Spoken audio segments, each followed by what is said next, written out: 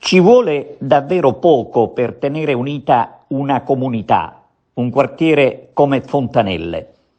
Ed è il poco che serve che riescono a trovare sempre la parrocchia di San Nicola e i ragazzi del comitato Fontanelle Insieme.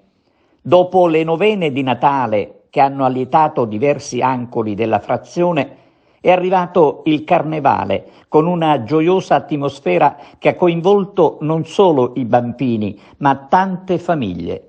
Un corteo di maschere e musicanti, con la gente che ha salutato l'iniziativa anche dai balconi delle case lungo la via Alessio di Giovanni, gli stessi balconi da dove quando si era reclusi ci si affacciava per salutare il trascorrere del tempo.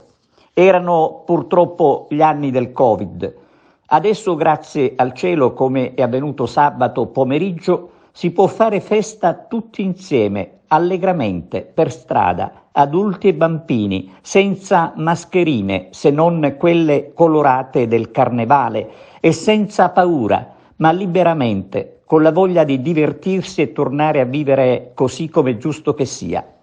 Carnevale a Fontanelle è stato un vivere non da periferia dimenticata, ma da luogo che vuole riscattarsi.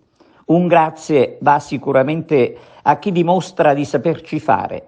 Stiamo parlando di Don Andrea Militello, il parroco di Fontanelle, instancabile, è presente sabato in mezzo ai suoi parrocchiani.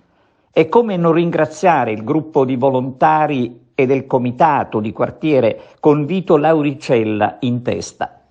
Una festa grande, insomma, per un quartiere che ha bisogno di tantissima attenzione da parte delle istituzioni, a cominciare dal comune, ma va bene così quando si può fare in autonomia con il solo contributo della comunità. Concludiamo sottolineando che sabato vedere la spazzatrice seguire il corteo e ripulire dai coriandoli la strada è stato un segnale di civiltà, così come la presenza anche della polizia locale che ha aperto la sfilata.